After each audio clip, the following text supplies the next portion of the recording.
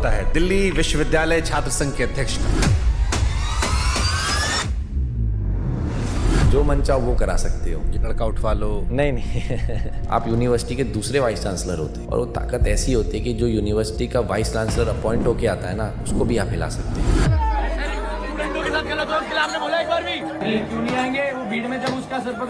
जब आप किसी भी कॉलेज में जाते हो तो जो प्रिंसिपल होता है उसकी कुर्सी हिलने को लग जाती है, टीचरों की सीट कांपने लगती है। ये नहीं सिखाया जाता सर कि किसी भी टीचर का बदतमीजी करे। हजारों बच्चे आपके साथ घूम रहे होते हैं, पूरी दिक्कतें बताते हैं कॉलेज की। हम प्रिंसिपल को बुलाते हैं, आओ साथ चलो।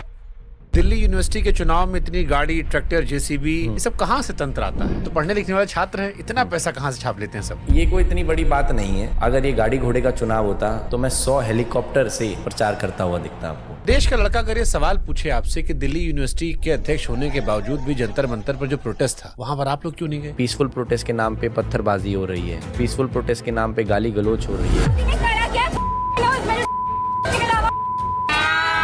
पीसफुल प्रोटेस्ट के नाम पे पेपरों पे, दीवारों पे गाली लिखी जा रही है। इसलिए हमारा स्टैंड था कि हम वहाँ पे नहीं जाएंगे। तो फिर धर्मेंद्र प्रधान इस्तीफा क्यों दिए?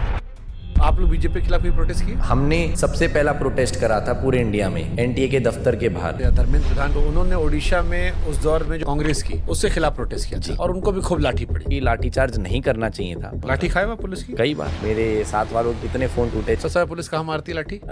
कमर में और पैरों में। जेएनयू वाले जब प्रोटेस्ट करते हैं, हम लेकर रहेंगे।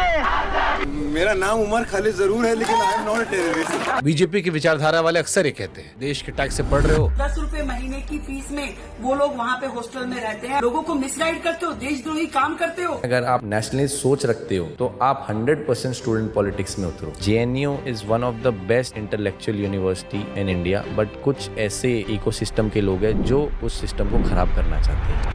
जेएनयू का प्रेसिडेंट ज्यादा चर्चा में क्यों रहता है, जबकि भीड़ जो है वो आपके पास ज्यादा होती है दिल्ली यूनिवर्सिटी वालों के पास? ऐसा नहीं है। आप आज के समय जेएनयू का अध्यक्ष कौन है और मेरे को खड़ा करो तो आपको पता चल जाएगा किसकी पॉपुलैरिटी देश भर में ज्यादा है। जामिया यूनिवर्सिटी में साल 2006 में आखिरी छात्र संघ चुनाव हुआ, उसके बाद आज तक नहीं हुआ। ये नाइंसाफी नहीं जामिया वालों के साथ? मेरा तो यही मानना है कि देश भर में जितनी भी यूनिवर्सिटी है वहाँ पे चुनाव होने चाहिए। आजकल एक मैसेज चल रहा है कि जेएनयू पर भी बीजेपी कब्जा करना चाह रही है, आप मानते हो ऐसा? पहले जेएनयू में लेफ्ट के जितने संगठन होते थे वो किसी को भी चुनाव लड़ा दे तो वो एक तरफा जीत के निकल जाता था। आज का समय ऐसा है, जितने भी सारे लेफ्ट के संगठन है वो विद्यार्थी परिषद के सामने एकजुट होकर लड़ते हैं।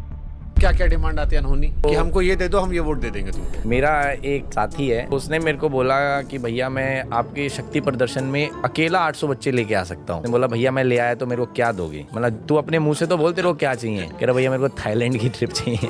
जब भेजेगा उनको? मनोज तिवारी जी थाईलैंड में राम कथा करते हैं। बहुत नजदीक है एक जगह थाईलैंड, राम कथा के लिए गए। मैडम को पता थाईलैंड जाते रहते हैं? बीजेपी वाला कितना इंटरफेयर करता है एबीपी के चुनाव में? जितने भी हमारे विचारधारा के संगठन है वो सब हमारी मदद करते हैं। आप लोग बीजेपी वाले ही हो? नहीं जी, बिल्कुल भी नहीं। एबीवीपी और बीजेपी में क्या अंतर है? मोदी जी का वाला वीडियो देखा आपने? Friends, thank you friends. Hello friends. सच बताऊं तो मेरे को गूज़बम्स आ गए थे। मतलब मेरे को ऐसी उम्मीद नहीं थी कि इस तरीके की भी चीज हो सकती है कि हमारे देश के आदरणीय प्रधानमंत्री जेनजी से भी कनेक्ट कर रहे हैं। इस बार बहुत गाली खाई है मोदी जी ने। कुछ शरारती बच्चों ने भद्दी भद्दी गालियां बोली। उस प्रोटेस्ट ने, जेनजी ने मोदी जी को फोर्स किया कि वो लाइमलाइट कैमरे से आगे निकलकर वो छात्रों से सीधे बात करें। संघर्षों के साए में इतिहास हमारा पलता है, जिस और जवानी चलती है उस और जमाना चलता है। किसी को डेट कर रहे हो या डर लगता है खा पंचायत से? नहीं नहीं ऐसा नहीं है, डेट नहीं करता मैं। लड़कियों को अपना फैन बनाता हूँ। सबसे वियर्ड रिक्वेस्ट क्या है? कम से कम 30 से 40 बच्चे आए, उन्होंने आपस में व्हाट्सएप ग्रुप बना रखा था। तो कहते भैया हम पेपर में फेल हो रखे, हमको पेपर में पास करा दो। एक कुर्सी है दिल्ली में, कुर्सी जिस पर बैठने वाले को ना गाड़ी मिलती है, ना बंगला मिलता है, ना पद मिलता है और ना कोई वेतन मिलता है। लेकिन फिर भी उस कुर्सी के लिए हर साल न जाने क्या क्या होता है। और ये मैं नहीं कह रहा हूं, ये दिल्ली हाईकोर्ट को कहना पड़ा कि भैया लग्जरी गाड़ियां बंद करो, ट्रैक्टर बंद करो, जेसीबी बंद करो। इनफैक्ट एक साल तो नतीजों पर रोक लगा दी गई थी कि जब तक दीवारों से पोस्टर प्रिंट सफाओगे नहीं। और ये वो कुर्सी है जहां पर अरुण जेटली बैठ चुके हैं, अजय माकन बैठे हैं, अभी दिल्ली की सीएम जो है ये भी वहां बैठकर आई है, विपक्ष की नेता अलका लांबा भी वहीं से निकल कर आई थी। ये कहते हैं कि 7 लाख छात्र हैं, 91 कॉलेज है और दुनिया का सबसे बड़ा छात्र संघ है।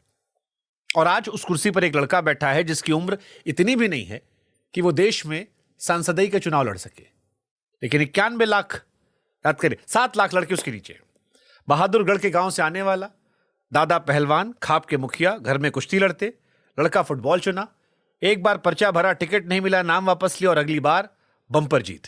दिल्ली विश्वविद्यालय छात्र संघ के अध्यक्ष आर्यन मान जी, स्वागत है। नमस्ते। राम राम। इतना कहानी ठीक था? हाँ, लंबा चौड़ा इंट्रोडक्शन, बहुत अच्छा है। इतनी तो आपकी उम्र नहीं जितना बड़ा इंट्रोडक्शन हो गया आपका। क्या जलवा होता है दिल्ली विश्वविद्यालय छात्र संघ के अध्यक्ष का? ये एक फेस्टिवल की तरह है। हर साल लाखों लोग, स्टूडेंट्स इसमें इंडल्ज होते हैं। और सबसे अच्छी बात इसमें ये है कि स्टूडेंट्स आपको दिल से चुनते हैं। इसमें ऐसा नहीं है कि हम किसी नेता को वोट देने जा रहे हैं, हम किसी को वोट देने जा रहे हैं, उसने हमारे पास आके कैंपेन करा, 1% भी नहीं।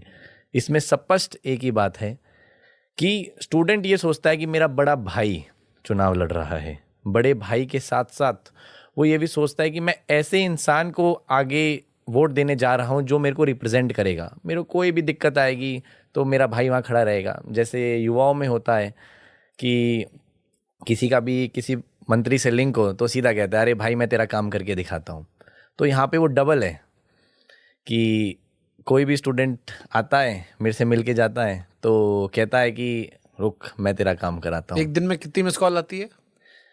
एक दिन में इतनी मिस कॉल आती है कि उतने फ़ोन में 10 दिन में भी नहीं उठा सकता, अगर किसी से 1 मिनट भी बात करूँ तो। एक दिन में? हाँ। अच्छा, हमने ये बड़ा इंटरेस्टिंग पढ़ा क्योंकि आमतौर पर जब कोई पद संभालते हैं आप तो आपको पैसा, रुतबा, गाड़ी मिलता है। जी। दिल्ली विश्वविद्यालय छात्र संघ का जो अध्यक्ष है, क्या उसे कोई गाड़ी मिली, बंगला मिला, पद मिला, वेतन मिला? कुछ भी नहीं मिला।